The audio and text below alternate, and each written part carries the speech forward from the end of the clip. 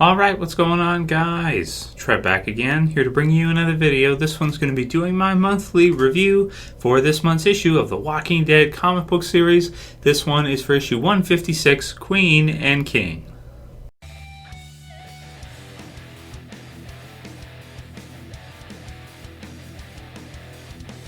And huge spoiler warning for this issue. If you guys have not read this issue yet, you definitely want to read it before you watch this review or before you scroll down and look at the comments. This one was spoiled for me, unfortunately. It was this morning, before I actually got to be able to read the issue yet for the release. I was going through the channel, uploading a video at like 5 a.m. And sure enough, got to see a couple comments on the dashboard, just in my YouTube section there. And people were talking about Negan killing Alpha. So I was like, oh fuck, man, you guys, man, come on. Oh well, it's the internet. What are you gonna do? It's the downside of doing what I do. Sometimes things like this get ruined for you. But that said, it was still a crazy issue to read, and the ending was really exciting. I almost feel like Kirkman does this. Maybe it's an issue thing, for the end of each trade, this kind of thing, to have big deaths like that. But last year at Comic-Con time too, as well, we had the issue where there was all like over a dozen deaths from our surviving group from Alpha. So maybe he kind of does it for Comic-Con. Maybe he sets up a huge issue for Comic-Con just to get people talking about it. And, it's a crazy issue. So Queen and King, the cover. So when we saw the cover, what was it, a couple months ago now at this point when it was released, there were a few people that said that they thought maybe Negan was actually like stabbing Alpha because he has her, he's like leaning her down. It almost looks like he's, and she's like, she got her hand there. It almost looks like he's embracing her. They're together, this kind of deal. But some people read it as that maybe he was, stabbing her, that kind of thing, or laying her down to rest, that kind of deal. And it looks like those people were correct. I wasn't one of them. I did not think that Alpha was going to be killed off in this issue. I didn't think she was going to be killed off yet because she has done some big things in the series, killed some major characters, and I just didn't see Negan doing this. But it was kind of an idea for sure that we had, that maybe Negan was going there because he was going in as some kind of a Trojan horse, so to speak, and even to us as the reader, or as the people that are going through it, would expect him to be going in for his own selfish interest.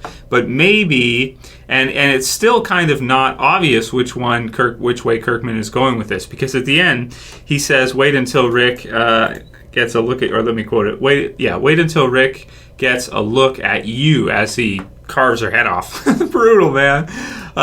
So he carves her head off, and oh man, smiling while he does it, and carves Alpha's head off. So wait until Rick gets a look at you. So this is interesting because it could have two meanings.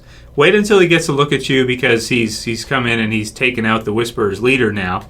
So it's going to be a huge advantage for the survivors if there's going to be a war between the groups, and especially now that she's dead, they're going to be lacking leadership. They're not going to have somebody in charge at the top. Will Beta take over? He doesn't. That's kind of tricky because he doesn't seem to be wanting to, but he's of course the biggest and the toughest in terms of fighting of the Whispers. So wait until Rick gets a look at you. He could either mean that maybe he'll be taking her skin to wear as a Whisperer, or or that he could be taking her head and he could be leaving like right now and kind of leave the rest of the Whisperers, head back to the survivors, and give Rick her head, which would be crazy. Wow. So, and to redeem himself, that kind of deal. So that's very cloudy at this point. There's no way really for us to know one way or another what the line means. It's a great line, and of course we got to wait until next issue, 157, to find out.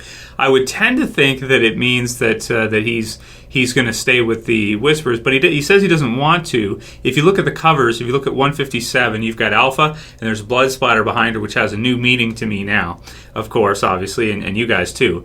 And then 158 has Negan as he's like pointing and shouting, and you have the Whispers, and you have the war starting.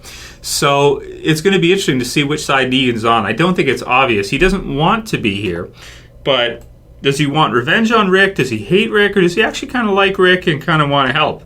This is interesting, and the cover would allude that Negan wants to, stay with the Whisperers and attack, but his lines at the end of this issue would allude to him not wanting to be there and maybe bringing Rick her head.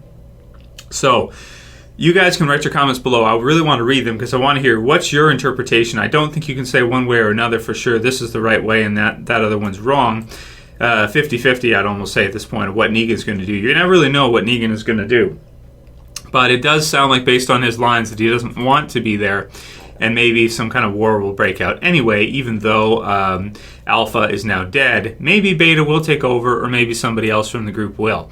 Either way, Beta's going to want to kill Negan, I would think. So, oh man, it's going to be tricky. But then again, they have their rules, they have their laws, but those were set out by Alpha. So definitely some interesting stuff to talk about, and we could do a predictions video on what we think for next issue. 157 and what we think is going to happen. So write your comments below on what you guys think. So I like to start the issue right away. You've got Beta, and he's like this. I do not approve of this.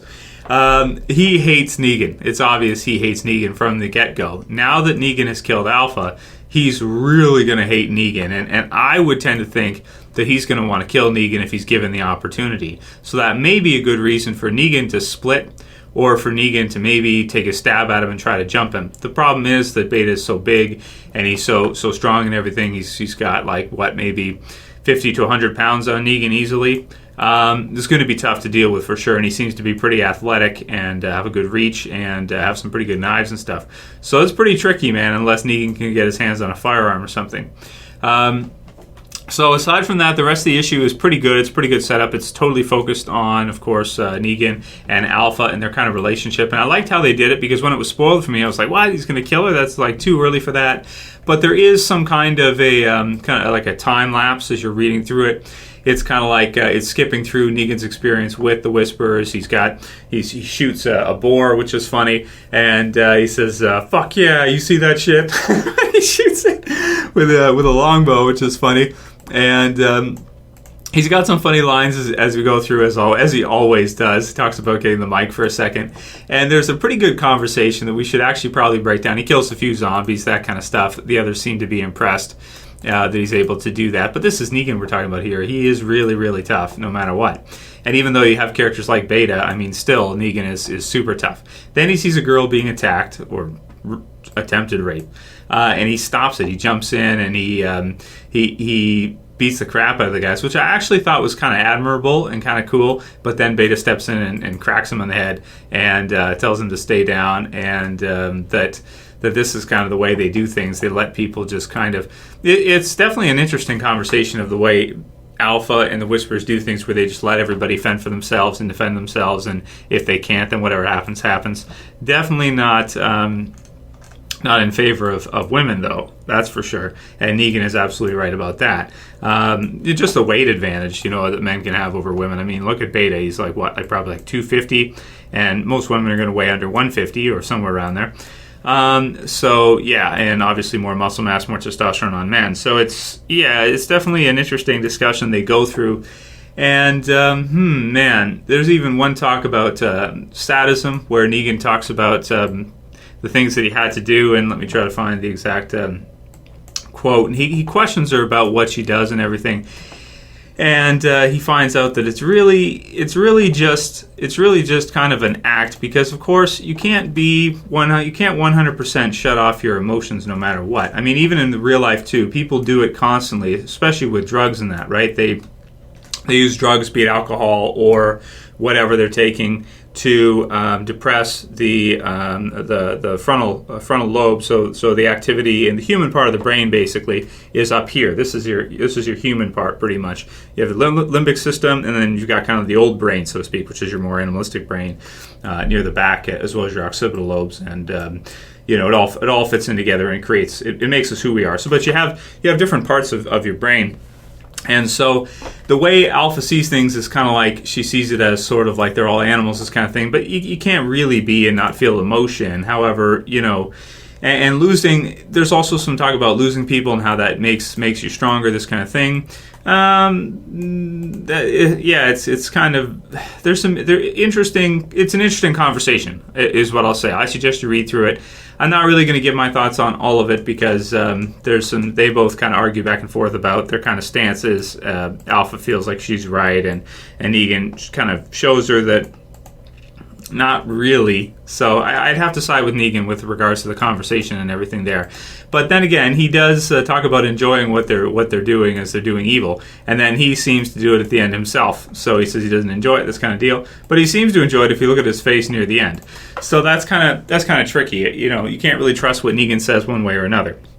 So no matter what, it's a crazy issue. It's a crazy issue. It was not what I expected at all, and definitely wanted to get a review done for you guys before I start work today. So here it is, 10 out of 10 for me. It's an amazing issue. Love the issue. It was crazy, and the ending was really, really shocking. It would have been even more so if it wasn't spoiled for me.